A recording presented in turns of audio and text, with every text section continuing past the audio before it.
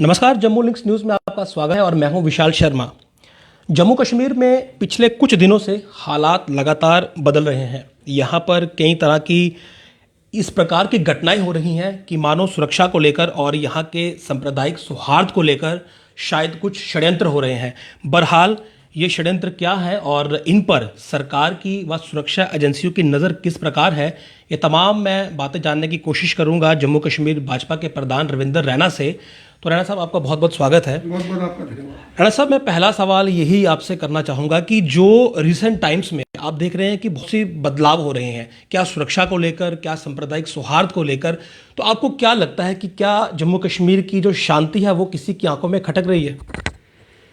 लगातार इस प्रकार की कोशिशें जम्मू कश्मीर के अंदर हो रही हैं कि यहाँ का अमन, भाईचारा, सौहार्द उसमें खलल डाला जाए, लेकिन देश दुश्मन ताकतों की इन साजिशों का हमारे बहादुर जांबाज जो वीर सैनिक हैं वो लगातार मुंह तोड़ जवाब दे रहे हैं। सारी साजिशें विफल हो रही हैं। पिछले 2-2.5 सालों से जम्मू कश्मीर के अंदर जो एक पॉलिटिकल डेडलॉक बना हुआ था, राजनीतिक गतिरोध बना था, धारा 370 के टूटने के बाद माननीय प्रधानमंत्री नरेंद्र मोदी साहब के इनिशिएटिव के बाद 24 जून को नई दिल्ली में जम्मू कश्मीर पर सर्वदलीय बैठक हुई और इस बैठक में सभी वरिष्ठ नेताओं ने भाग लिया। 8 पॉलिटिकल पार्टी के 14 बड़े नेताओं को इस बैठक में बुलाया गया था। वहां सबने अपनी बात खुल के रखी। एक पीस इनिशिएटिव, एक पॉलिटिकल जो डेडलॉक हो गया था वो टूटा। सब इकट्ठे हुए, वार्ता शुरू हुई। माननीय प्रधानमंत्री नरेंद्र मोदी साहब ने उस बैठक के अंत में बोलते हुए कहा कि हम सबको मिलकर दिलों की दूरियां भी मिटानी है और दिल्ली की दूरियां भी खत्म करनी है। इसका स्पष्ट संदेश था कि प्रधानमंत्री नरेंद्र मोदी साहब ने स्पष्ट शब्दों में कहा कि हम सबको मिलकर मजबूत जम्मू कश्मीर और मजबूत भारत का निर्माण करना है। लेकिन जैसे ही यह सर्वदलीय बैठक समाप्त हुई, उसके तुरंत बाद आपने देखा जम्मू के डिफेंस एयरपोर्ट को ड्रोन से टारगेट करने की एक नाकाम कोशिश की गई। हालांकि सभी साजिश करने वाले फेल हो गए, कामयाब नहीं हुए, लेकिन एक साजिश हुई। रत्नुचक में लगातार आप देख रहे हो कि सेना के दो वहां उस ब्रिगेड हेडक्वार्टर के आसपास ड्रोन्स की मूवमेंट देखी गई, जिसको सेना के जवानों ने मार गिराया। 2 आतंकवादियों को गिरफ्तार किया जम्मू कश्मीर पुलिस ने, जिनसे 5 किलो से ज्यादा आईईडी पकड़ी गई। वहीं कश्मीर घाटी में भी बड़े आतंकी सरगनाओं को मौत के घाट उतारा, लेकिन इसी बीच एक्टिव हुए।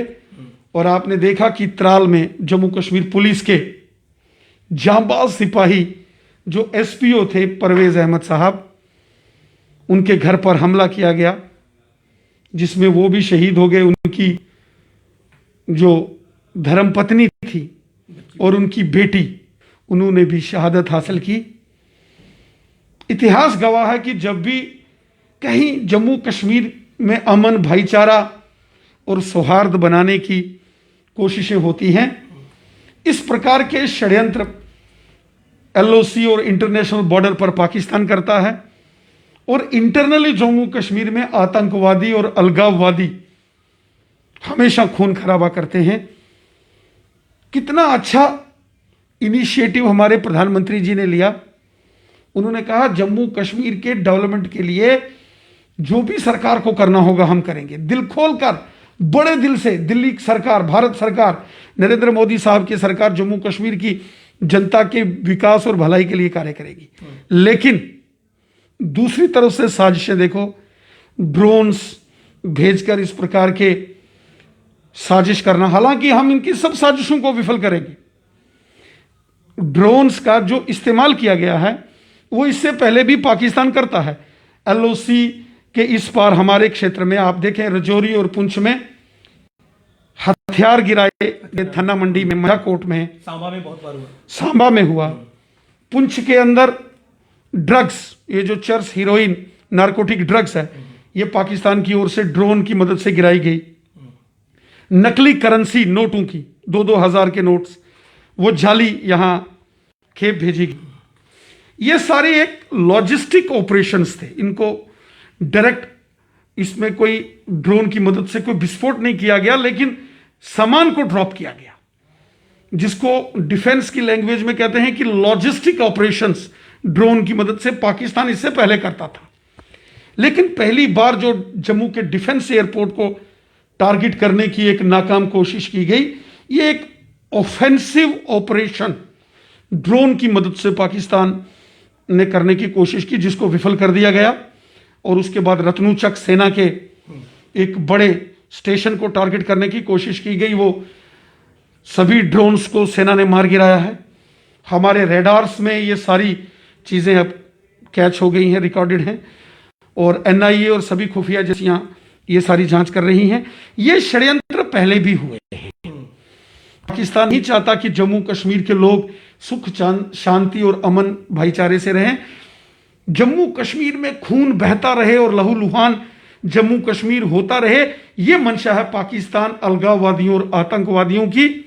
इसलिए माननीय प्रधानमंत्री जी ने भी कहा कि अमन का, भाईचारे का और डेवलपमेंट का अगर कोई सबसे बड़ा दुश्मन है, आतंकवाद, अलगाववाद और पाकिस्तान की मानसिकता है।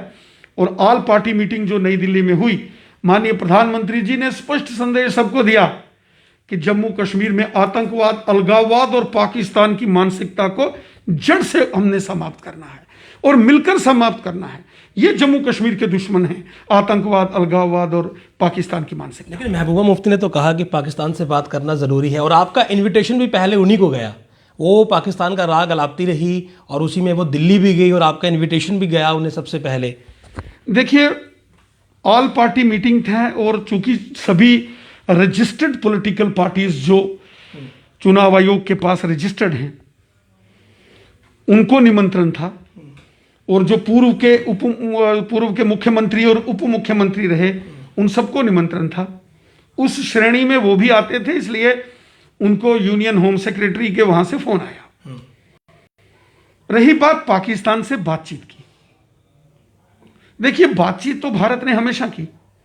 हमारे सभी पड़ोसी देशों के साथ बहुत अच्छे संबंध, नेपाल हो, भूटान हो, श्रीलंका हो, म्यांमार हो, बांग्लादेश हो, अफगानिस्तान हो, रूस हो, हर देश के साथ हमारे अच्छे संबंध हैं। केवल पड़ोसी नहीं, दुनिया भर के देशों के साथ हमारे देश के बहुत अच्छे मधुर संबंध हैं। लेकिन पाकिस्तान एक ऐसा खुरापाती राक्षसी प्रवृत्ति का देश है, यहां कोई शांति की बात नहीं कर सकता। पाकिस्तान जो है ये रावण की लंका के जैसा है, राक्षसी प्रवृत्ति है पाकिस्तान की। मार काट, लहू लुहान, खून खराबा, बम, बंदूक, पिस्तौल, गोलियां। इसलिए एक तरफ तो पाकिस्तान जम्मू कश्मीर में बम, बंदूक, पिस्तौल, गोलियां भेजेगा, यहां बेगुनाह लोगों की हत्याएं करेगा, यहां खून खराबा होगा, आर्मी के पुलिस स्टेशनों के ऊपर हमले करेगा, बेगुनाह लोगों की हत्याएं करेगा। हमारे पुलिस के जो जांबाज वीर सिपाही एसपीओ जो फयाज अहमद साहब को त्राल में उन पर हमला किया गया, उनकी बेटी और उनकी बीवी को मारा गया। जनाब ये तकलीफ होती है, तकलीफ होती है। क्या फयाज अहमद साहब मुसलमान नहीं था? उसकी बीवी और उसकी बेटी भी तो मुस्लिम थे। ये पाकिस्तान ना हिंदुओं का सगा है, ना मुसलमानों का सगा है, ना सिखों का सगा है, ये किसी का नहीं सगा है। पाकिस्तान एक फैक्ट्री, एक इंडस्ट्री चला रहा है, मौत की फैक्ट्री चला रहा है पाकिस्तान। पाकिस्तान का एक ही काम है, जम्मू कश्मीर को लहूलुहान करना। पाकिस्तान का एक ही इंटरेस्ट है, छोटे छोटे स्कूल जाते बच्चों को कत्ल करना, वहां लेडीज को, औरतों को मारना, नौजवानों को मारना, ब्रेन वॉश करके उनके हाथों में बंदूक देना। अगर जम्मू कश्मीर के लोगों का कोई सबसे बड़ा दुश्मन है तो पाकिस्तान है। पाकिस्तान तो इस्लाम का भी बहुत बड़ा दुश्मन है। हजारों बेगुनाह लोग जो जम्मू कश्मीर में मारे गए, उसमें 80% से ऊपर तो मुसलमान हैं। कश्मीर घाटी के अंदर चाहे वो हमारा पुलिस का भाई शहीद होता है, अगर हमारा कोई बच्चा बंदूक की गोली से मारा जाता है, अगर कोई नौजवान वहां मारा जाता है, पाकिस्तान का क्या जाता है? खून तो हमारे हिंदुस्तान के नागरिक का बह रहा है ना। अंदर जी मैं यहाँ रोकना चाहूँगा। कश्मीर में किलिंग्स दोबारा स्टार्ट हुई। पहले ये कहा गया कि वहाँ का माहौल शांतिपूर्ण है और कश्मीरी पंडितों के रिटर्न की बातचीत भी हम करने लगे थे कि ठीक है उन्हें वापस भेजेंगे, लेकिन हाल फिलहाल जो वहाँ की स्थिति है, एक्स पुलिस वाले हैं उन पर हमले हो रहे हैं, आपके पार्टी के कार्यकर्ता हैं उन पर हमले हो रहे हैं, तो आपको लगता नहीं है कि कहीं ना कहीं से छूट मिली उन्हें और वो दोबारा से एक्टिव हो गए? देखिए, इसीलिए मैं वो बात कह रहा था, बीच में जी रुक गया। इसलिए वो लोग जो ये बात कहते हैं कि पाकिस्तान के साथ बातचीत करो, कैसे बातचीत हो सकती है? बंदूक और बातचीत ये कभी साथ साथ नहीं चल सकते। गोली और बोली ये कभी एक साथ नहीं चल सकते। इसलिए जो लोग ये कहते हैं कि पाकिस्तान के साथ वार्ता करो, ये समझ से परे है। एक तरफ पाकिस्तान जम्मू कश्मीर के बेगुनाह लोगों का कत्ल करेगा और दूसरा हम पाकिस्तान के साथ वार्ता बातचीत कैसे कर सकते हैं? कतई नहीं। Terror and talks can't go together. All party meeting में भी भारतीय जनता पार्टी ने यह बात रखी। वहां जाने से पहले, उस मीटिंग के जाने से पहले हमने पब्लिक डोमेन में आप सबके सामने भी इस बात को रखा था कि बंदूक और बातचीत कभी एक साथ नहीं चल सकती। ये भारत की नीति है। पाकिस्तान जिस भाषा को समझता है, ठोक बजा के पाकिस्तान को उसकी भाषा में जवाब देंगे। पाकिस्तान ने उड़ी के अंदर हमला किया, हमारी सेना ने घुस के सर्जिकल स्ट्राइक की पीओके के अंदर और आतंकी कैंपों को ध्वस्त किया। पाकिस्तान ने अगर पुलवामा के अंदर हमला किया तो हमारी इंडियन एयरफोर्स ने घुस के पाकिस्तान में बालाकोट के अंदर आतंकवादियों को मौत के घाट सुला दिया। जिस भाषा को पाकिस्तान समझता है उसी भाषा में पाकिस्तान को समझाएंगे। बंदूक और बातचीत दोनों कभी इकट्ठे साथ नहीं चल सकते। जिन लोगों को ये तकलीफ होती है, दर्द होता है, परेशानी होती है, वो जाएं बातचीत करें। हम नहीं करने वाले, सरकार नहीं करने वाली। हमारे लोगों का यहां खून खराबा होगा, लोग मारे जाएंगे और हम कातिल से बातचीत करेंगे? कातिल से कोई बातचीत नहीं। अब जो ड्रोन हमले हुए हैं उनके भी जवाब फिर पाकिस्तान को मिलेगा? सारी पूरी तरह से भारतीय सेना, जम्मू कश्मीर पुलिस और पैरामिलिट्री फोर्सेस जबरदस्त तरीके से आतंकवाद विरोधी अभियानों को आगे बढ़ा रहे हैं। ऑपरेशन ऑल आउट के माध्यम से तमाम बड़े आतंकी संगठनों के जो सरगना हैं उनको ढेर कर दिया गया है। आज घुसपैठ कम हो रही है। इन्फिल्ट्रेशन, जो आतंकी घुसपैठ करके बड़े बड़े पहाड़ों से, रिजी से आते थे, वो रुक गई है। टनल्स जो सांबा, हीरानगर, आरएसपुरा, ये कठुआ की बेल्ट में आपने देखा कि जमीन के नीचे से टनल बना के घुसपैठ की जाती थी, वो सारे टनल्स हमने ढूंढ निकाले हैं। अब चूंकि पाकिस्तान के पास सारे रास्ते बंद हैं तो ड्रोन का इस्तेमाल कर रहा है। इस ड्रोन की साजिश को भी हम लगातार विफल कर रहे हैं। ड्रोन, चाहे वो साजिश जम्मू के डिफेंस के टेक्निकल एयरपोर्ट में हुई या सेना के सांबा के आसपास के क्षेत्र में ड्रोन की मदद से पाकिस्तान ने साजिश करने की कोशिश की गई। हमारे जांबाज अलर्ट सेना के जवानों ने तमाम ड्रोन्स को उड़ा दिया हवा में ही। पाकिस्तान की हर साजिश को हम विफल करेंगे। जम्मू कश्मीर में अमन, शांति और बहाली के लिए आतंकवाद को जड़ से उखाड़ के फेंके। अमन शांति की बात कर रहे हैं। पिछले 3-4 दिनों से एक मुद्दा गरमाया हुआ है धर्म परिवर्तन का। आज धर्म परिवर्तन को लेकर कानून बनाने की मांग भी उठी है, तो बीजेपी की तरफ से इस मुद्दे को लेकर अब तक क्या स्टेप्स लिए गए हैं और आपको लगता है कि वाकई में अब ये एक नया मुद्दा है जिससे यहाँ का सांप्रदायिक सौहार्द जो है वो खतरे में आ सकता है? कश्मीर घाटी में पिछले कई वर्षों से लगातार वहां रह रहे जो हमारे सिख समाज के भाई बंधु हैं, उनके खिलाफ एक बड़े पैमाने पर षड्यंत्र हो रहा है। पिछले 3 महीने में 11 सिख परिवारों की लड़कियों को जबरन दबाव बनाकर बंदूक की नोक पर उनका धर्मांतरण किया गया है, उनका धर्म परिवर्तन किया गया है, दबाव बनाया गया है और इस प्रकार की साजिशें लगातार हो रही हैं। क्योंकि जो सिख समुदाय के लोग हैं, सिख हिंदुस्तानी हैं, भारतीय हैं, गुरु गोविंद सिंह जी महाराज और गुरु तेग बहादुर जी महाराज जी ने देश के लिए, हिंदुस्तान के लिए, इस मादरे वतन के लिए अपनी कुर्बानियां दी, मानवता के लिए, अमन शांति और भाईचारे के लिए उन्होंने कुर्बानियां दी, जंगें लड़ी, पैगाम दिए अमन भाईचारा शांति और सेवा के लिए। लेकिन आज उसी सिख समाज के विरुद्ध कश्मीर घाटी में एक बहुत बड़ा षड्यंत्र हो रहा है। जैसे 1990 के दशक में कश्मीर घाटी से कश्मीरी पंडितों को बंदूक की नोक पर वहां से निकाला गया, उस वक्त भी जबरन, धर्मांतरण, हत्याएं, लूटपाट, बड़ी बड़ी बिल्डिंगों से स्पीकर लगा के, लाउड स्पीकर लगा के, अनाउंसमेंट्स करा के डर का, खौफ का माहौल बनाया गया था और कश्मीरी पंडितों को 1990 में कश्मीर घाटी से निकलने को मजबूर किया गया था। उसी प्रकार का दोबारा से माहौल बनाने की एक साजिश हो रही है। सिख जो कि कट्टर हिंदुस्तानी हैं, देशभक्त होते हैं, जिनके दिल में तिरंगा, जिनके खून में हिंदुस्तान, सिखों के खून के कतरे कतरे में हिंदुस्तान, भारत माता और तिरंगा झंडा बसता है। कश्मीर घाटी के अंदर जो सिख हमारे भाई बहन हैं, वो हिंदुस्तान की पहचान है, वो हिंदुस्तान है। ये हमला, ये साजिश सिखों के खिलाफ नहीं हो रही है कश्मीर में, ये हिंदुस्तान के खिलाफ, ये भारत माता के खिलाफ साजिश हो रही है। और ये चंद गिने चुने लोग हैं कश्मीर के अंदर, चंद गिने चुने लोग हैं जो शरारतबाजी करते हैं, माहौल खराब करते हैं।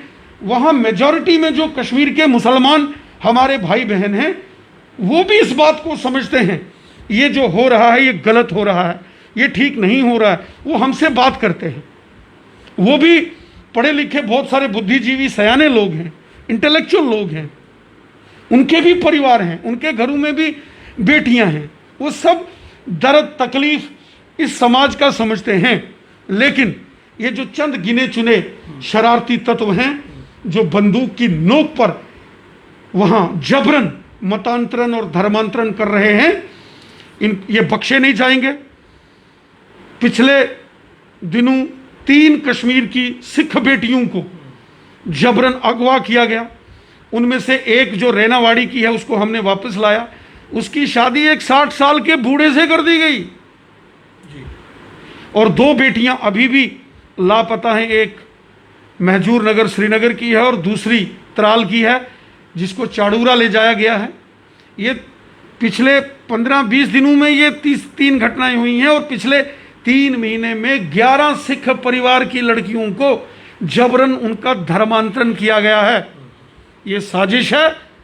मैंने स्वयं ऑनरेबल लेफ्टिनेंट गवर्नर साहब से और चीफ सेक्रेटरी साहब से बात की, पुलिस के डीजीपी साहब से बात की, मैंने स्वयं माननीय गृह मंत्री अमित शाह साहब से बात की। एक बेटी जो सिख परिवार की है उसको तो हमने वापस लाया है, जो बाकी की 2 हैं उनको भी हम वापस लाएंगे, हम नहीं छोड़ेंगे। ये साजिश नहीं हम होने देंगे। लेकिन वरिंदर जी, एक बात तो है कि जब कश्मीरी पंडितों को वहाँ से कश्मीर छोड़ना पड़ा उस वक्त तो चलो हालात क्या थे, लेकिन आज तो भाजपा की सरकार केंद्र में है, यहाँ पर भाजपा का रूल है और लंबे समय से है, लेकिन उसके बावजूद कश्मीर की परिस्थितियाँ सुधरने के बजाय खराब हो रही हैं। तो आप इसे क्या कहेंगे? परिस्थितियाँ आप देख रहे हैं पहले से काफ़ी ठीक हैं। आतंकवादियों का सफाया हो रहा है। पहले तो जो सरकारें होती थी ये सेना को तो हाथ बांध के रखती थी, पुलिस के, पैरामिलिट्री फोर्सेस के, वहाँ ऑपरेशन नहीं होने देती थी, वहाँ पत्थरबाजी की घटनाएं होती थी, कहीं एनकाउंटर शुरू होता था तो वहाँ पत्थरबाज आ जाते थे, हालात कैसे खराब होते थे। आज ये सारी चीज़ें कश्मीर में बंद हैं, कोई पत्थरबाजी नहीं होती है, एनकाउंटर धड़ल्ले से चल रहे हैं, आतंकियों का सफाया धड़ल्ले से चल रहा है। और ये जो नई साजिश जबरन धर्मांतरण और मतांतरण है, इसको भी हम कंट्रोल करेंगे। मुझे लगता है कि हमको जैसे उत्तर प्रदेश में मतांतरण और धर्मांतरण, जबरन धर्मांतरण के खिलाफ कानून बनाए गए और मध्य प्रदेश के अंदर बनाए गए हैं, उसी प्रकार के कानून हमको जम्मू कश्मीर के अंदर भी चाहिए। अक्सर हम देखते हैं जब इंटर रिलीजन मैरिज होती है, वो हिंदू हो, मुस्लिम हो, सिख हो, ईसाई हो, कोई हो, हमेशा विवाद बनता है, हमेशा पंगा बनता है, हमेशा लॉ एंड ऑर्डर सिचुएशन बनती है। तो वंस फॉर ऑल इस विषय को समाप्त करके कानून बना देना चाहिए, सख्त से सख्त कानून हो।